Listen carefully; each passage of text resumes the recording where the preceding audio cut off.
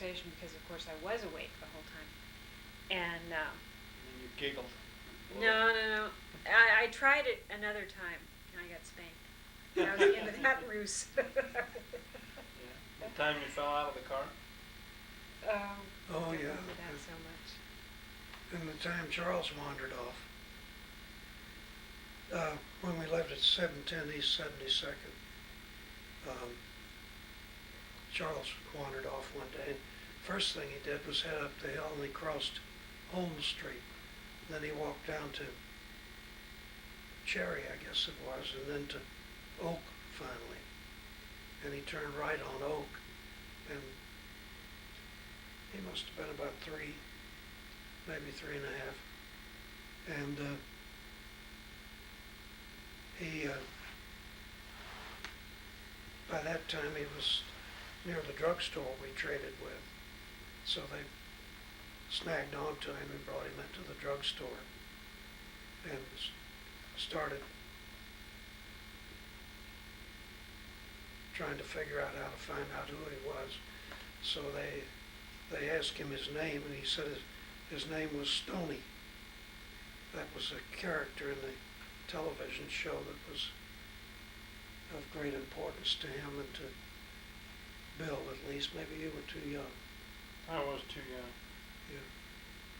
Well, it was his nickname, too. Everybody called him Stony Boney. Yeah, that's right. So, But anyway, they thought he said Tony. So by the time they decided to call the police, we had realized he was missing, and after driving in a grid, he was inside the drugstore, so we couldn't see him. We couldn't find him. We decided we better call the police too. And I guess your mother called him and talked to a lady at the police station. And she started with her story about my son has wandered off and I'm worried to death and all that stuff. And the lady says, is he about 2.5 years old? And she said, yeah. And does he have blonde hair? And his name Tony? And your mother made the connection.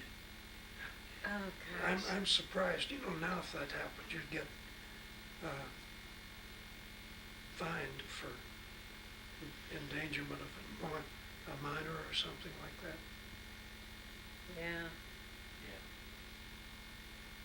Well, it's good to hear stories like that, though, because things like that have happened in my life, and it makes me feel like a less irresponsible parent to know that my parents were equally as irresponsible.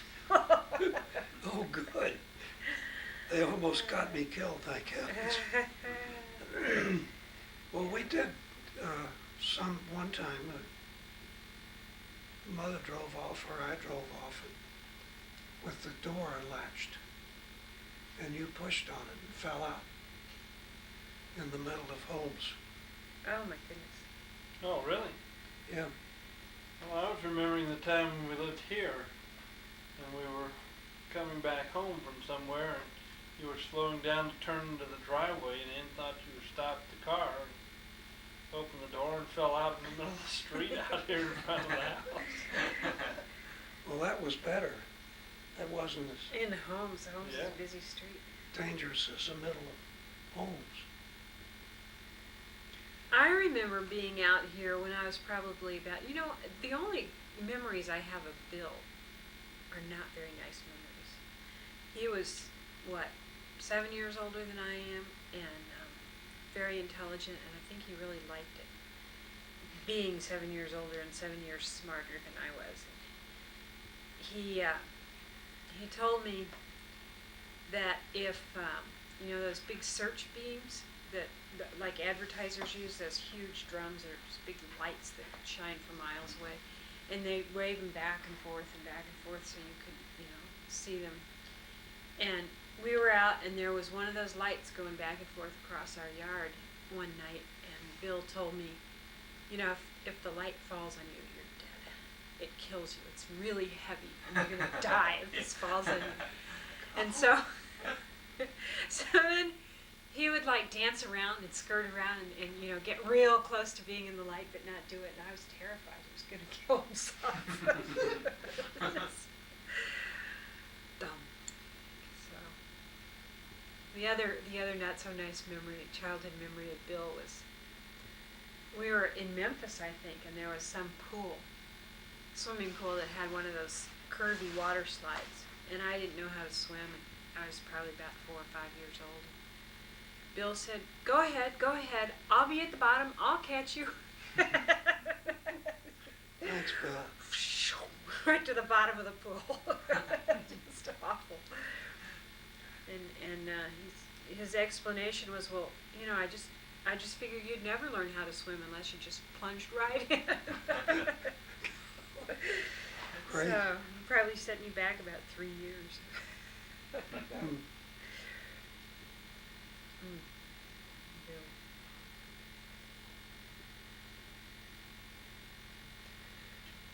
I remember Bill got hurt a lot.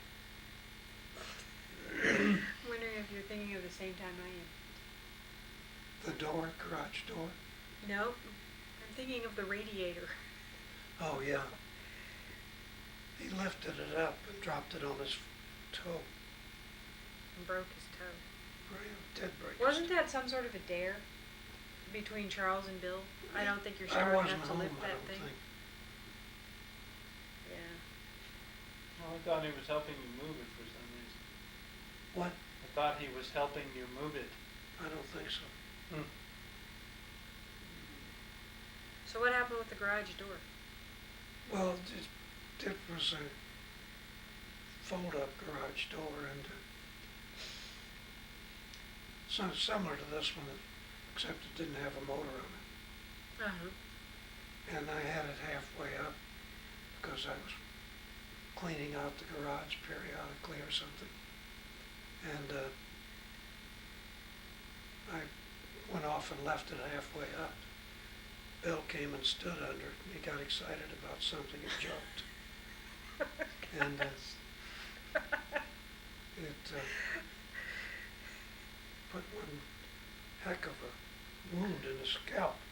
And of course that bleeds like the devil. Oh, yeah. There was another one too. He decided to help out one day. The milkman was coming and we had 2 empty milk bottles. And he got the front door open all right and started out the screen door. And he dropped one of the milk bottles and it broke and bounced. And he lost his balance or whatever anyway. It bounced up and hit him. And he bled about 4 stitches worth. We took him over to, you know, he went to St. Luke's Hospital when he jumped up under that door too. And they had about 4 stitches in his scalp, and he didn't cry. I guess they use that Novocaine stuff, but when they start putting that stuff in, it hurts like the devil too. We lied to you, didn't we? Yeah. No, I don't think that, I think it probably hurt you less than it would have if we just let it be a big surprise. Well, let's talk about what we're talking about here. That was William I was just talking to. I don't know this story. Well, Bill in the milk bottle anyway. He had 4 stitches in his. This is William, right? Yeah, You just said Bill. I know. We're talking about Bill dropping the milk bottle. And Bill had 4 stitches in his shin, or William did? Bill. Oh. Now William, I had 5. last summer, cut his leg open also. In about the same place, if I remember, that Uncle Bill has his. What were you doing? There's a big square brick flower pot in Westport that I tried to jump up on. Oh. Decided I didn't quite make it. Actually, it was in the River Market area. Really wanted- Hmm. Yeah, I did that once when I was a kid. I jumped from one, there was a stone wall with a little column about a little less than a foot high on it, and I jumped from one to the other, and my toe caught the second one and slipped off of it, and when I did, my shin rode down that stone. And finally,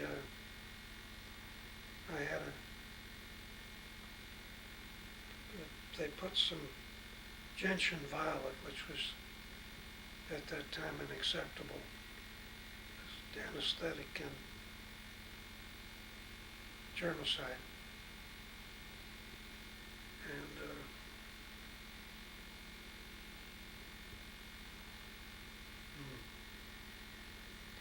it got infected, and finally they were talking about what to do about it, and I took care of it by playing with a baseball with a friend of mine, and he bounced the baseball off of this deep sore in my shin, and they were able to clean it up, re-sterilize it. But it was a fierce, That would have been painful. to me it was fierce.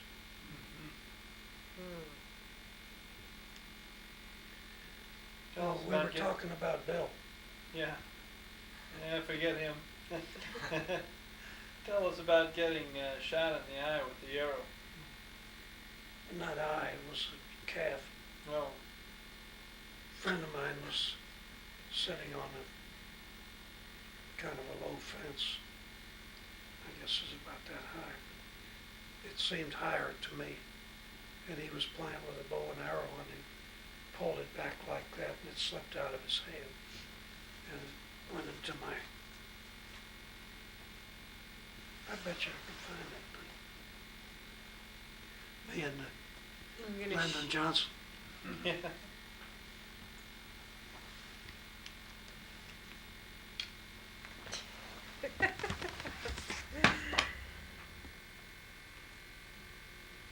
Nope, it's gone.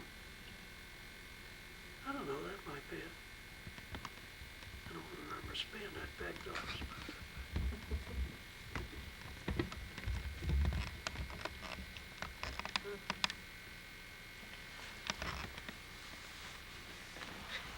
Very interesting.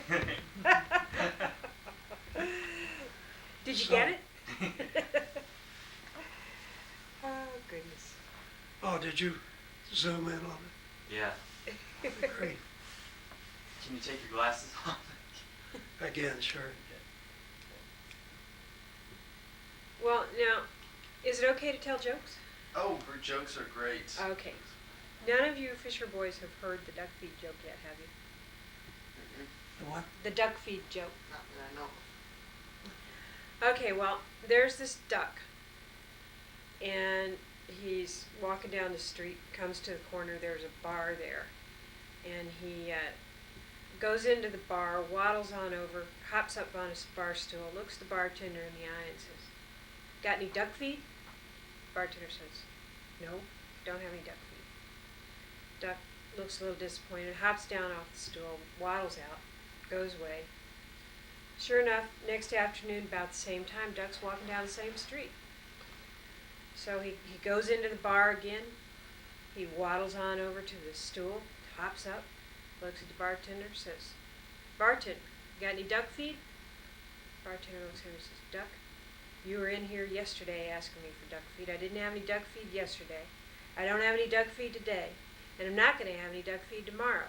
If you come in here asking for duck feed again, I'm going to nail your feet to the bar here." And Duck looks a little abashed, hops down, gets off the stool, walks away. Next afternoon, same street, same duck, same bar. Waddles on over, hops up on the stool, looks the bartender in the eye, says, "Bartender, you got any nails?" Bartender says, "Nails? No." Duck says, "Huh, got any duck feed?" Isn't marvelous? Yeah.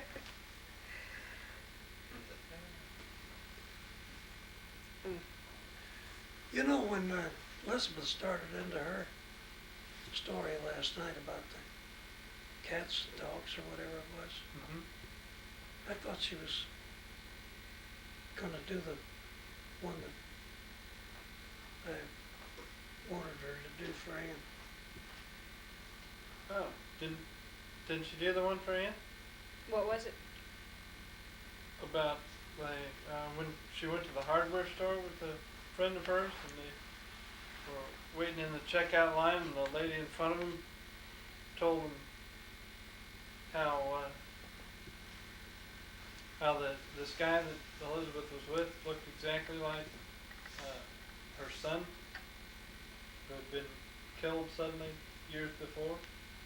Oh, no. In the war. What? Put it in the war. Well, yeah.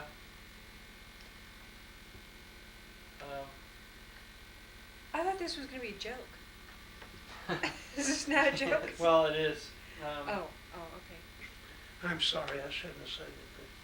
This the story goes on that this woman says, I never got the chance to say goodbye to my son. Would you mind, if I said goodbye, son? Would you say goodbye, mom, to me too? And he agrees, and so they do that. And when they get to the checkout line with a set of washers and a couple of screws, the guy says, "Well, that'll be $150." And they said, "What?" And the guy said, "Well, the woman that was here, she's your mom, right? Isn't this all together?" And he said, "No, that's not my mom. This is a total stranger." And the guy said, "Well, I didn't charge her for her stuff." So the guy she was with ran out to the parking lot, and this woman was hurrying away at this point and trying to get in the car and drive off. And he grabbed her and started pulling her leg, much like I'm pulling your leg. Yeah. Yeah. Okay, I'm through. Okay. Mr. Director. We left your dad out of it too much tonight. Well, that reminds me of a story that Ted and I read in the Irving newspaper when we were engaged. This is Irving, Texas. Irving, Texas. And it was a story about a couple that had come out of some place sort of late at night, and they were suddenly attacked by a squirrel. And this guy starts stomping on this squirrel, and unfortunately the squirrel continued to attack him because he was biting this guy's leg. But fortunately, it happened to be a wooden leg. This guy had a wooden leg, and that's what he was trying to kill the squirrel with. And the story it just went on and on. It just got more and more outrageous, and it ends with them getting some big fine or something like that because they actually did kill this squirrel, and instead of just leaving it in the middle of the parking lot, they picked it up and threw it in a dumpster. But there's some law in Irving, Texas about not putting dead animals in dumpsters, and so they got this huge fine for disposing of the squirrel, which he stomped on with his wooden leg. Very bizarre. So,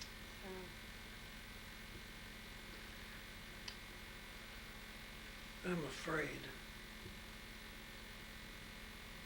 you're running out of story Well, that too. and but, time. Time, I was thinking. We gotta get up in the morning or in time to get out to Father's at 8 o'clock. Mm-hmm. All packed up and shaved and everything. Yeah. Me. Oh dear. Yeah. Well, this is great. Yeah, this is fun. Yep. Well, thank you both. Yeah.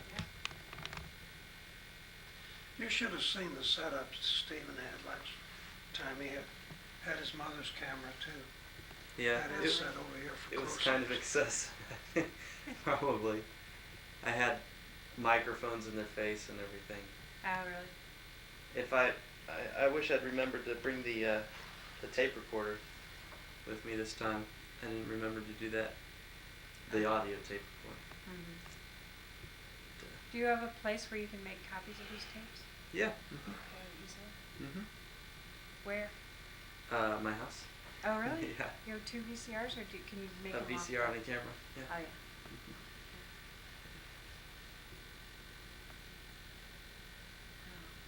I think you should get a picture of William. He's like doing this thing that he's always done since he was about 2 years old. So he fall asleep any place, anywhere, in any position. Yeah, that's right. Yep. Joseph, your hair's looking good. Thanks.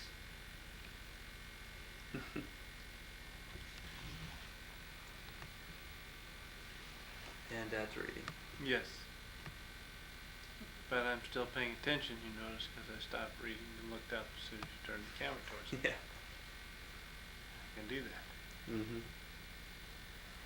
Well, this was lovely. Thank you both. Yep, And, good night. Good night. We'll be back. I hope so. Yeah.